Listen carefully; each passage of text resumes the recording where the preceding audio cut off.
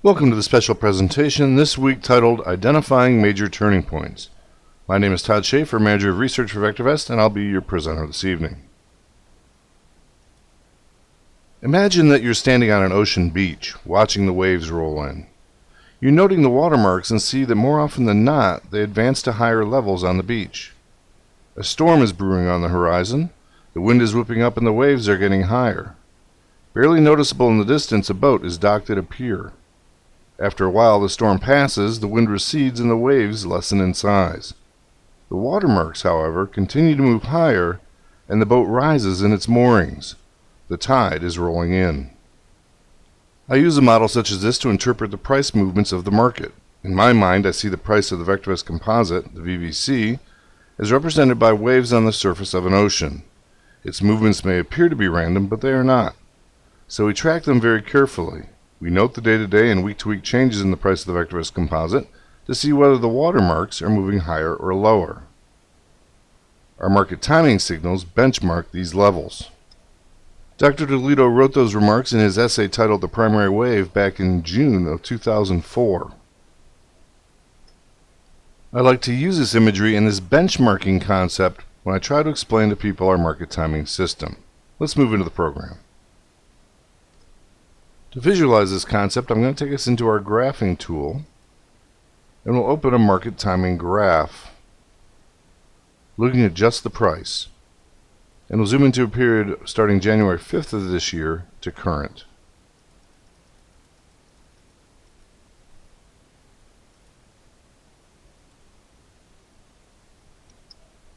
I want to use this most recent rally that we have in the market to show how this benchmarking works.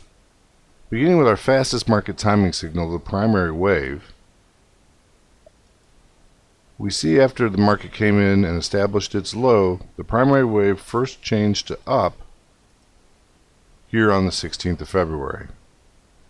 It's the first of our timing signals indicating that the short-term trend had changed from down to up. Let's mark that date with a vertical line.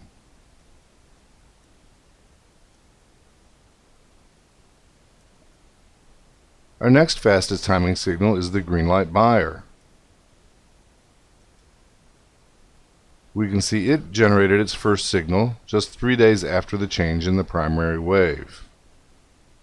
And so again, we'll draw a vertical line.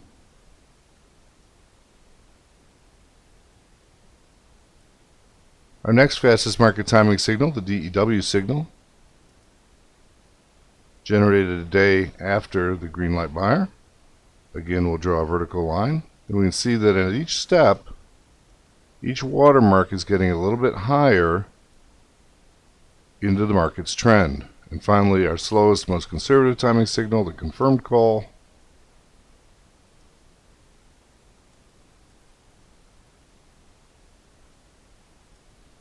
happening here on the 1st of March. So as we see here with the market timing graph and our timing signals, every big wave or big trend starts with a small wave or a small trend. And most significantly, a turning point. What is a turning point? Well, obviously a turning point occurs when the price trend changes direction from up to down or vice versa. Clearly, if one expects to profit from a 10% move, you have to be prepared to trade in the first 2 or 3% of that move. The key to making really big profits lies in making correct calls as close to the turn as possible. That balance of get me in early enough to capture the gain, but keep me out long enough to be confident that I'm correct, is at the heart of that challenge. And of course, the trader's risk temperament or risk profile determines that balance. The most aggressive wanting to get in early, the most conservative wanting to be really sure the trend is likely to continue. Last week, Dr. Toledo added to his body of work on identifying turning points with his essay on leading indicators, indicators that infer what might happen tomorrow. Tonight I want to take the opportunity to present a comprehensive overview of his writings, adding his newest thinking to our current collection. Let me go back to the slides. I've used these sources to build this presentation and offer them to you to aid in your research. I've also used these special presentations.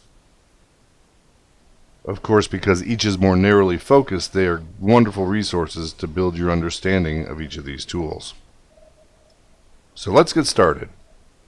I've grouped the information into the top 5 techniques for identifying turning points, beginning with our leading indicators because, as Dr. DeLito stated, the primary wave may not be considered fast enough for the most aggressive investors and traders. They know the big money's made right at a reversal day, so they want to know what's going to happen tomorrow.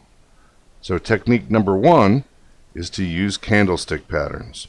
Of course, a comprehensive understanding of candlestick information isn't possible here, but I've included 4 of the most popular and easily recognized formations: the doji, the harami, the engulfing pattern, and the hammer. By way of a quick reference, a doji candlestick is a candlestick that's formed when opening and closing prices are virtually equal. It's considered neutral and often reflects market indecision. Our next formation is the bullish harami. This occurs at the end of a downtrend. It's a 2 candlestick formation, and what we look for is the filled body of the larger downward candlestick being followed by a small hollow body that's completely inside the range of the filled body. The bearish harami, like its bullish cousin, is simply the opposite. It's the reversal pattern at the end of an uptrend, where we'd see the larger uptrending candlestick followed by the interior bearish candlestick. Next, we have the bullish engulfing. This again is a reversal pattern. It's characterized by a large hollow body that fully engulfs the preceding smaller body. Again, this would happen at the end of a downtrend. We also have the bearish engulfing body that would occur at the end of an uptrend, where the bearish red body would be bigger than the preceding hollow green body. The hollow body does not necessarily have to engulf the shadows of the filled body, but totally engulfs the body itself. And as I note here, it is an important reversal signal. And finally, the hammer formation. This pattern occurs at the bottom of a trend or the top of a trend. It's a single candlestick pattern that has a long lower shadow and a small body at or very near the top of its daily trading range. They can occur at the end of downtrends or uptrends. My colleague Mr. Steve Chappell demonstrated these candlestick formations in detail in our US timing recording last week, and I highly recommend it to you. Well, let's take a look at what he showed us in a market timing graph. Again, we're here looking at the most recent market reversal. Here we see the falling price action interrupted by this dragonfly doji, and that just means it's a doji that has a longer tail. Very broad-ranging price action that day. Price reverses for 8 days following that doji, but then rolls over again until interrupted at the low with a hammer. And of course, the hammer formation is what becomes ultimately the bottom. So these formations in and of themselves can be very helpful, particularly with follow-through, but become even more powerful when considered with some of our other techniques. Our second technique is support and resistance. Previous points of reversal or congestion in price are often precursors of future reversal points. So as price approaches a level of previous support or resistance, the likelihood of reversal increases. Of course, we saw this happen in our previous example on January 20th. Again, back into the program. In our daily color guard reports of this week, Brian D'Amico, who was doing the reports that week, had noted that price was approaching here on the 20th prior levels of support. So snapping a horizontal line, if we zoom out our time frame, let's go back a little ways before price comes back to that level. We had several prior instances where price had either reversed or gapped right at that price level. Zooming back into our time frame, we see price once again bounced off that support level before retesting and hitting its final low.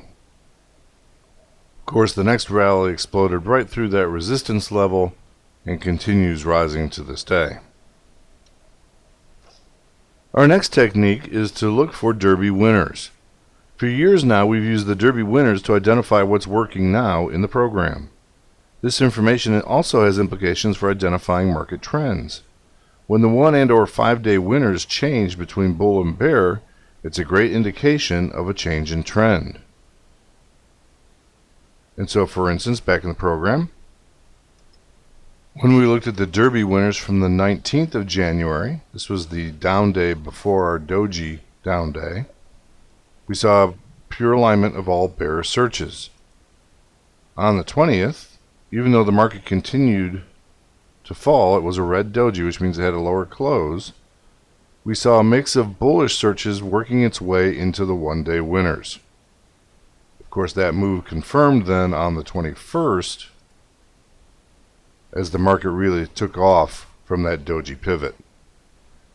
Looking at the hammer formation we had on the 11th, the previous day was up, but let's take a look at what we saw in the views.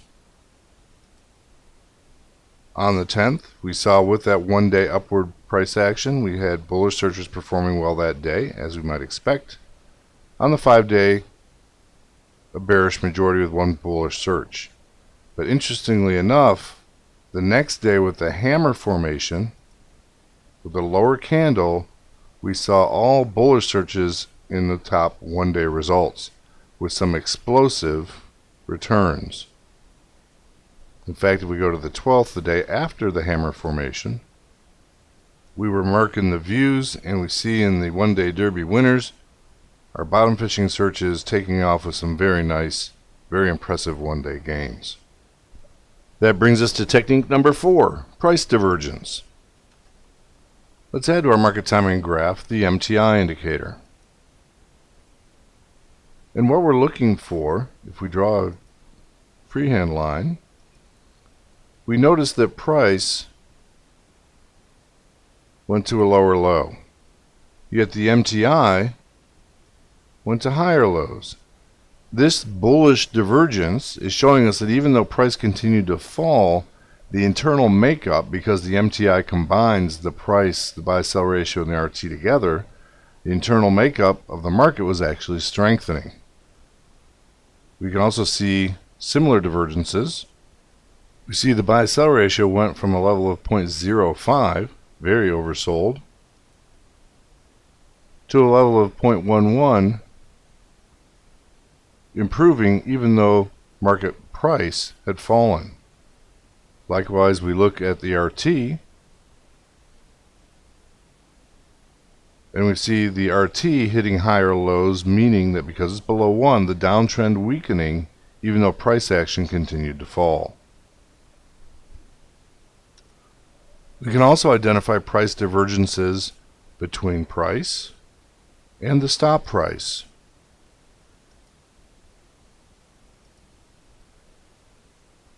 And let's zoom out to a 1-year period for more clarity.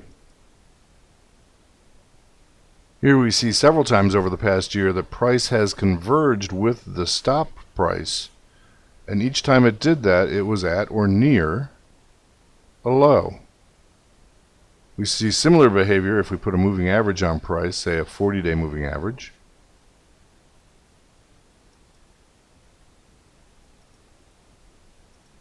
We can look for similar behaviors in that when price gets overextended from the moving average, either to the upside or the downside, it tends to revert back to the mean. So when we see these periods of extension where the price accelerated much faster than the moving average, we can identify that we're getting closer to the reversion because of the overextension in price. Comparing our current bullish orientation, our interval is wider than any we've had in the past year. An interesting interval to note. Of course, these indications are more situational or strategic, less actionable than a specific candlestick pattern. And finally, our 5th and possibly my favorite technique, maybe because it's one of the first that I learned, was to look at the absolute values of the MTI and the buy-sell ratio indicators. I've taken our market timing graph out to a 5-year time frame, and I want to add to the graph now the MTI. Here we notice if I add a horizontal line that the MTI tends to peak at about the same level. Historically, it's been at about this 1.6 level as an extreme. Most recently, it's been in that 1.5 range. We'll plot it at 1.6 as Dr. DeLito recommends in his essay. On the downside, we look for an extreme of about 0.50. Again, we can pick up a couple more of the peaks if we go a little closer to 0.60, but again, as Dr. DeLito published, 0.50 has been the historical norm. And what we notice if I zoom into the middle of this time frame is that when the MTI gets up to that level of above 1.4, 1.5, 1.6, approaching that maximum time frame, the market can continue to advance for a little while, but it will soon retrace. Sometimes it'll retrace and advance, sometimes it'll do a more exaggerated retracement or even a correction. Can't necessarily tell you which one, but every time that MTI gets to that elevated value, the price is likely to retreat. And so while the price may stay elevated, what we say is that we have a topping market, or a market that's looking toppy, meaning the likelihood of a retracement is becoming more likely than continued upward price action. Looking at the reverse, we see when the MTI gets down to the level of 0.60, 0.50, then it's just the opposite. The market can continue to stay down or continue downward for a while, but we're getting closer to the reversal, and the risk of the reversal becomes greater than the likelihood of the continuation of the downtrend. Here we're in a bottoming market or an oversold market, and particularly when we add the buy-sell ratio. The buy-sell ratio, which has historic extremes at about the 0.20 level, hard for me to snap a line on this size graph, but when the buy-sell ratio gets below that level of 0.20, it again means there are very few buy recommended stocks, and broadly the market has become very oversold. So particularly when we note these conditions, coupled with some of our other techniques, we have some very powerful tools that we can utilize to identify these turning points. One last twist I want to show you with this buy-sell ratio is we have another parameter called the buy-sell hold percentage. Putting this graph on, then, we notice by casual observation that when the buys get below 10%, then typically we're oversold, and when the sells get below 10%, we're often overbought.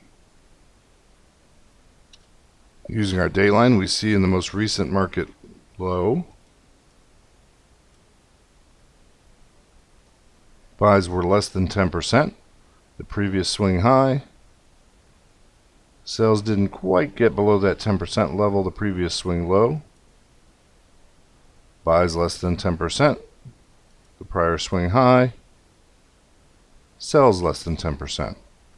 Another fantastic tool in help us identifying overbought and oversold conditions in the market. So there you have it, the top 5 techniques for identifying major turning points of the market. Candlesticks, support and resistance, derby winners, price divergences, and the MTI and buy-sell ratio values.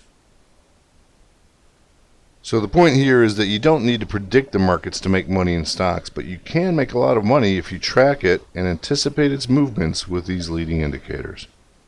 That'll conclude my presentation for this evening. I thank you for being with me.